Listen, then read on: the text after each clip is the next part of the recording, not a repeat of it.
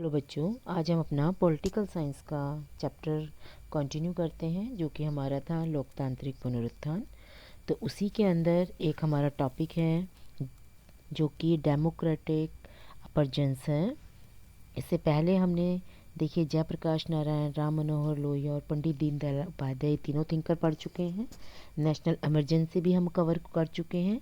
इस वीडियो में हम ये एक लास्ट टॉपिक जो बच गया है जिसका नाम है लोकतांत्रिक अभ्युत्थान। ठीक है, लोकतांत्रिक उमड़, ये आपके सिलेबस में नया इंट्रोड्यूस हुआ है। इस साल सीबीएसई ने एनसीईआरटी की बुक में ये आपको नहीं मिलेगा, लेकिन ये एक नया इंट्रोड्यूस हुआ है टॉपिक। इसको आप ध्यान से सुनिएगा और बहुत इजी टॉपिक है, उससे ही रिलेटेड है जो हमने अब तक पढ़ा है। तो राजनीति के अंदर, सक्रिय राजनीति के अंदर पार्टिसिपेशन ऑफ एडल्ट का क्या रहा, बैकवर्ड का क्या रहा और हमारे यूथ का क्या रहा। Participation of adult, backward and youth, ये हम इसके अंदर पढ़ेंगे। तो देखिए, इसको हम डेफिनेशन देख लेते हैं कि लोकतांत्रिक अभ्युत्थान या लोकतांत्रिक उमड़ क्या होती है। देश की लोकतांत्रिक राजनीति में जनता की बढ़ती सहभागिता को लोकतांत्रिक अभ्युत्थान के रूप में जाना जाता है। तो इसका मतलब सिंपल सा क्या है, जब जनता खुद अपने आप में सक्रिय राजनीति में इन्वॉल्व होने लगे, भाग लेने लगे, ठीक है, सहभागिता इन्वॉल्व होने लगे, तो उस समय को लोकतांत्रिक अभ्युत्थान कहा जाता है। आपने अभी तक हमने पढ़ा, देखिए कि कितने सारे हमारी राजनीति में परिवर्तन हुए। तो इन अभ्युत्थानों को एक सीरीज़ में बांट दिया है, पहला, दूसरा, तीसरा। तो वो अभी हम देखेंगे क्या है। तो आपको समझ आ गया होगा आई थिंक लोकतांत्रिक अभ्युत्थान क्या है। जब जनता खुद अपने आप में सक्रियता से राजनीति में इन्वॉल्व होने लगे, उसी को हम लोकतांत्रिक अभ्युत्थान कहते हैं। ठीक है, तो नेक्स्ट देखिए, भारत 1947 में स्वतंत्र हुआ था, हम सब जानते हैं। जब से अब तक 1947 से अब तक, उस समय से लेकर अब तक के समय में 3 लोकतांत्रिक अभ्युत्थान हुए।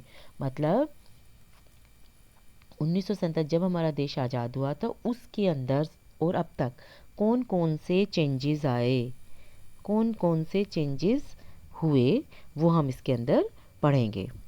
ठीक है, तो पहला इसको बांटा गया है 3 चीज़ों के अंदर। पहला जो है 1950 के दशक से 1970 के दशक तक रहा। दूसरे को बांटा है 1980 का दशक को हम लोकतांत्रिक अभ्युत्थान कहते हैं। और तीसरा अभ्युत्थान जो होगा वो 1990 के दशक में होगा। ठीक है, 1990 के दशक से रहा।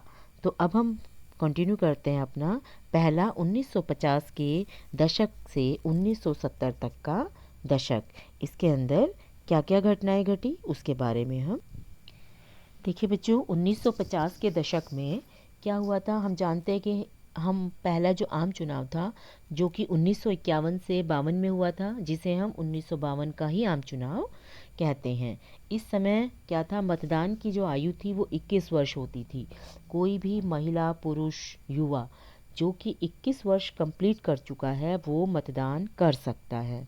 ठीक है, वो वोटिंग कर सकता है। लेकिन आजकल क्या है, आजकल ये वर्ष घटाकर 18 वर्ष कर दी गई है। तो देखिए, इस समय, किस समय, जब हमारा देश स्वतंत्र हुआ था, पहला प्रथम चुनाव हुआ 1952 के आम चुनाव की बात हो रही है। ठीक है, 1950 के दशक में, जब क्योंकि 1950 का दशक ही कहा जाएगा, उसमें 1952 में हमारे चुनाव हुए थे। तो इस समय क्या हुआ, केंद्र और राज्य दोनों की लोकतांत्रिक राजनीति में वयस्क मतदाताओं की सहभागिता बढ़ी। हमारे देश के युवा जो थे, जो 18 वर्ष से अधिक 21 वर्ष से ज़्यादा थे, उन्होंने लोकतांत्रिक राजनीति में अपनी सक्रिय सहभागिता दिखाई। तो पश्चिमी देशों ने भारत के सार्वभौमिक वयस्क मताधिकार, या आप 11th में पढ़ चुके हैं, मत देने का अधिकार, कोई भी व्यक्ति हो जो 21 वर्ष से अधिक हो वो वोट डाल सकता है। तो पश्चिमी देश जो थे, जो रिच कंट्रीज़ थी, उन्होंने इस मताधिकार का मजाक उड़ाया और ये कहा कि भारत बहुत अधिक दिनों तक लोकतांत्रिक नहीं रह पाएगा। और मजाक उड़ाते हुए कहा कि भारत का जो ये चुनाव हो रहा है, ये जो चुनाव व्यवस्था है, ये सफल भी नहीं हो सकती। ठीक है, तो ये देखिए किस तरह से उन लोगों ने हमारे देश का मजाक उड़ाया, क्योंकि हम लोग बहुत गरीब थे। हमारे देश में बहुत सारी परेशानियां भी थी, क्योंकि हमारे देश में बहुत विविधता थी, अलग अलग धर्म जाति भाषा के लोग रहते थे। भारत में टेक्नोलॉजी की भी कमी थी, भारत में अशिक्षा भी बहुत थी, बहुत ही कम लोग शिक्षित थे, और सुविधाएं भी बहुत थी, बहुत कम थी। तो ये उस समय की बात है जब हमारा देश आज़ाद हुआ, क्योंकि भारत की जनसंख्या आपको पता है बहुत अधिक थी, बहुत अशिक्षा थी। इतनी सारी असुविधाओं के बावजूद भी भारत में चुनाव हुआ, मतदान हुए लोकतांत्रिक तरीके से, और ये सफल भी रहे। ठीक है, नेक्स्ट स्लाइड हम देखते हैं। ये जो एक कटिंग ली गई है आपकी एनसीईआरटी बुक से ली गई है, इसको एक बार देखिएगा, और ये चैप्टर 2 से ली गई है। इसमें देखिए क्या हुआ। हिंदुस्तान संपादक थे, उन्होंने कहा यह इतिहास का सबसे बड़ा जुआ है, कि ये जो है जुआ जानते हो ना, ये सफल भी हो सकता है, असफल भी हो सकता है। तो इस तरह की बातें उठने लगी थी। ऑर्गेनाइज़र नाम की पत्रिका में लिखा था कि जवाहरलाल नेहरू अपने जीवित रहते हुए यह देख लेंगे और पछताएंगे कि भारत में सार्वभौमताधिकार असफल रहा। कितनी मजाक उड़ाई गई ये देखिएगा आप। इंडियन सिविल सर्विस के एक अंग्रेज नुमाइंदे का दावा था कि आने वाले वक्त और अब से कहीं ज़्यादा जानकार दौर बड़े विस्मय से लाखों अनपढ़ लोगों के मतदान की यह बेहूदी नौटंकी देखेंगे कि अशिक्षित अनपढ़ लोग हैं तो किस तरह से ये मतदान करेंगे, ये नौटंकी करेंगे वहाँ पे। तो वो उन्होंने इस तरह से मजाक उड़ाई। और भी देखिए आगे बहुत सारे आलोचक थे, उन्होंने देखिए क्या कहा। बहुत सारे आलोचकों के संदेहों पर पानी फेर दिया और सार्वभौमिक मताधिकार की शुरुआत इस देश के लिए जोखिम का सौदा मान रहे थे। बहुत सारे आलोचक ये कह रहे थे ये इनके लिए जोखिम का सौदा हुआ, लेकिन ऐसा कुछ भी नहीं हुआ। तो क्या हुआ, देश से बाहर के पर्यवेक्षक भी हैरान थे। हिंदुस्तान टाइम ने लिखा, यह बात हर जगह मानी जा रही है कि भारतीय जनता ने विश्व के इतिहास में लोकतंत्र के सबसे बड़े प्रयोग को बखूबी अंजाम दिया, क्योंकि जो 1952 का जो चुनाव हुआ था वो बहुत अच्छी तरह से हुआ, सफल रहा। ठीक है, थोड़ा सा ये रहा कि रिजल्ट लेट आया, 6 महीने के बाद आया, लेकिन ये जो हमारा चुनाव था ये बहुत ही सफल रहा। तो इसे देखकर सभी लोग कहने लगे, अचंभे में आ गए, सभी एक्सपर्ट भी अचंभे में आ गए। तो पूरी दुनिया ने इसे कहा कि ये तो मील का पत्थर है। ये भी आप देखिए 1 नंबर में आ जाता है। ये 1952 का आम चुनाव पूरी दुनिया में लोकतंत्र के इतिहास के लिए मील का पत्थर साबित हुआ। ये दलील दी गई। मील का पत्थर क्यों था? क्योंकि भारत की जनसंख्या जो थी अशिक्षित थी। एक तो सबसे अधिक जनसंख्या थी, अशिक्षित थी, टेक्नोलॉजी भी नहीं थी, अलग अलग धर्म जाति भाषा में लोग बटे हुए थे। ठीक है, ये सारी अड़चनें होने के बाद भी अच्छे से चुनाव हुआ और सभी ने इसमें भाग लिया, सभी ने सफल बनाया, और ये इसीलिए इसको एक अभ्युत्थान के रूप में देखा जाता है। तो नेक्स्ट स्लाइड है, आप देखिए। पश्चिमी देश ऐसा मानते थे कि एक सफल लोकतंत्र है वो कहाँ पर हो सकता है? आधुनिकरण, जिन देशों के अंदर मॉडर्नाइजेशन है, जहाँ के लोग मॉडर्न हैं, नगरीकरण हो रखा है, शिक्षा बहुत अधिक अच्छी है वहाँ की, और वहाँ पर मीडिया की पहुँच हो, उन्हीं देशों में ये लोकतंत्र स्थापित हो सकता है। लेकिन ये सब जब भारत का आम चुनाव हुआ तो वो बहुत अच्छे से सफल रहा। तो ये सारे मिथ जो थे, जो पश्चिमी देश ऐसा मान रहे थे, वो सब खत्म हो गया था, क्योंकि भारत ना तो मॉडर्न था, ना नागरीकरण हुआ था, ना शिक्षित थे लोग, और ना ही मीडिया की पहुंच थी। तो सारी चीज़ें उसके विरोध में थी। लेकिन फिर भी भारत का जो चुनाव रहा, आम चुनाव रहा, वो बहुत सफल रहा। लेकिन भारत में पहला आम चुनाव सफल रहा, और इसे विदेशी पर्यवेक्षक, जो विदेशी एक्सपर्ट थे, पर्यवेक्षक होते हैं एक्सपर्ट, वो भी अचंभित हुए कि इस तरह का चुनाव हमने अभी तक नहीं देखा कहीं भी, जैसा भारत ने किया, और उसकी सब जगह सराहना की। अब हम बात करते हैं 1980 के दशक की, जो कि दूसरा अभ्युत्थान था बच्चों। तो 1980 की दशक की राजनीति में क्या क्या बदलाव हुए ये हम देख लेते हैं।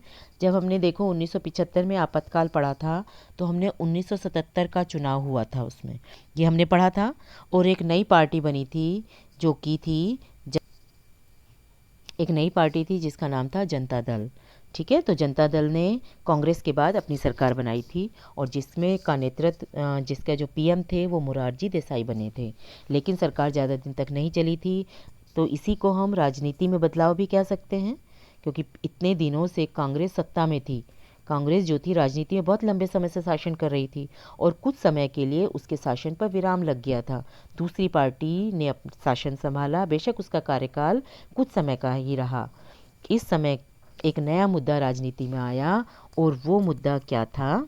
अनुसूचित जाति, अनुसूचित जनजाति और अन्य पिछड़ा वर्ग। ठीक है, तो ये भी एक राजनीति में, लोकतांत्रिक राजनीति में एक अभ्युत्थान के रूप में देखा जाता है बच्चों, क्योंकि इस दशक में समाज के निम्न वर्ग थे। कौन कौन से? जो लोअर कास्ट थे, जो इकोनॉमिक बैकवर्ड थे, अनुसूचित जाति, अनुसूचित जनजाति तो थी ही, लेकिन इस दशक में अन्य पिछड़ा वर्ग, जिसे ओबीसी कहा जाता है, ओबीसी जो होते हैं पिछड़े वर्ग, इनकी बढ़ती राजनीतिक सहभागिता को योगेंद्र यादव द्वारा द्वितीय लोकतांत्रिक अभ्युत्थान के रूप में व्याख्यात किया जाता है। ठीक है, इसमें क्या हुआ था? 1977 के बाद अन्य पिछड़ा वर्ग जो 1977 के बाद जो था ओबीसी का जो एक वर्ग था, इसको बहुत महत्व दिया जाने लगा। नेताओं ने क्या किया? इसको वोट बैंक के रूप में देखा और इसे एक अपने राजनीतिक मुद्दे के लिए की तरह लिया, क्योंकि उनके पास और कोई मुद्दा तो रह नहीं गया था। तो उन्होंने ये ओबीसी वाला जो मुद्दा था इसको एक अहम मुद्दा बनाया। ठीक है, फिर एक कमीशन भी आया जिसे मंडल कमीशन कहा जाता है। ठीक है, इसको आप बुक में पढ़ सकते हैं मंडल कमीशन के नाम से।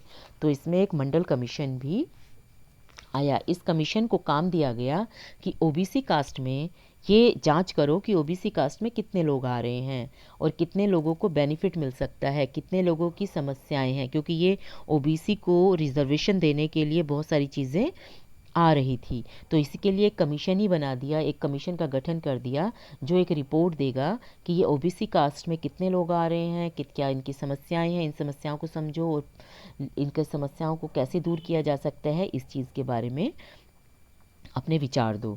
ठीक है, तो ओबीसी को इससे क्या हुआ? आर्थिक रूप से तो कोई लाभ नहीं हुआ।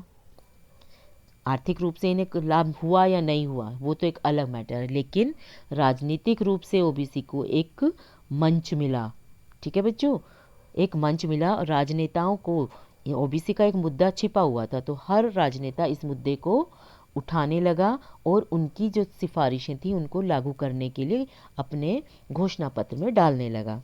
ठीक है, तो एक नई सरकार आई, उसने इसकी सिफारिशों को लागू किया, तो देश में बहुत दंगे भी हुए, प्रदर्शन हुए। ठीक है, तो 1980 के दशक को एक अहम मुद्दे के रूप में देखा जाता है। अब नेक्स्ट आता है आपका 1990 का दशक। 1990 का दशक भी एक आर्थिक जो लोकतांत्रिक उमड़ या अभ्युत्थान के रूप में देखा जाता है बच्चों। देखिए इसमें क्या क्या हुआ था। 1990 के दशक में नई आर्थिक नीतियों को अपनाया गया। नई आर्थिक नीतियाँ, क्योंकि इससे पहले जो थी हमारी संरक्षणवाद की नीति चलती थी, इसके बाद नई आर्थिक नीति को अपनाया गया जिसमें उदारीकरण, निजीकरण और वैश्वीकरण को अपनाया गया, जिसका नाम एलपीजी। ये आप पढ़ चुके हैं। उदारीकरण, निजीकरण, प्राइवेटाइजेशन, लिबरलाइजेशन, प्राइवेटाइजेशन और वैश्वीकरण, एलपीजी के नाम से इसको कहा जाता है, जो कि 1990 के दशक में अपनाई गई थी। तो इस काल में क्या था? प्रतिस्पर्धी बाजार को महत्व दिया गया और संरक्षणवाद की नीति को ख़त्म करके विदेशी व्यापार को बढ़ावा दिया गया। इसमें होता क्या था? हमारे देश में पहले संरक्षणवाद की नीति पर जोर दिया जाता था। संरक्षणवाद की नीति क्या होती है? हम अपने देश में बनी हुई चीज़ों को संरक्षण देंगे, अपने देश के बने हुए उद्योगों से ही वस्तुओं को खरीदेंगे, बाहर से आने वाली वस्तुओं को नहीं खरीदेंगे। बाहर से जो आयात की जाती हैं उन वस्तुओं पर ज़्यादा टैक्स लगाएंगे जिससे कि लोग उसे कम खरीदें। जब वहाँ कम खरीदेंगे तो क्या होगा? अपने देश के उद्योग बढ़ेंगे। ये पॉलिसी थी पहले सरकार की, लेकिन वो संरक्षणवाद की जो पॉलिसी थी वो कामयाब नहीं रही। हमारे देश के उद्योग बढ़ेंगे ऐसा सोचकर संरक्षणवाद किया था, लेकिन ऐसा नहीं हुआ, क्योंकि मार्केट के अंदर कंपटीशन ही ख़त्म हो गया बच्चों। जब कंपटीशन होगा तभी क्वालिटी में सुधार होता है। ठीक है, तो सरकार ने अपनी इन नीतियों में सुधार किया और संरक्षणवाद की नीति को ख़त्म कर दिया। तो इसी काल में 1990 के दशक में ही प्रतिस्पर्धी बाजार होते हैं, कॉम्पिटिटिव बाजार को महत्व दिया गया, उन संरक्षणवाद की नीति को ख़त्म किया गया और विदेशी व्यापार को बढ़ावा दिया गया। ठीक है, तो सरकार ने अपनी नीतियों में सुधार किया और अपनी नीतियों को उदार बनाया, जिससे कि विदेशी कंपनियां भी भारत में निवेश कर सकें और व्यापार कर सकें। तो बच्चों, ये आपका लास्ट टॉपिक था। इसमें सिर्फ इतना ही पढ़ना था। लोकतांत्रिक उमड़ के नाम से या अभ्युत्थान के नाम से ये टॉपिक है, तो इसको ज़रूर आप याद कीजिएगा। और ये न्यू टॉपिक है, इसके बाद आपका ये चैप्टर फिनिश हो जाता है। Okay, good night.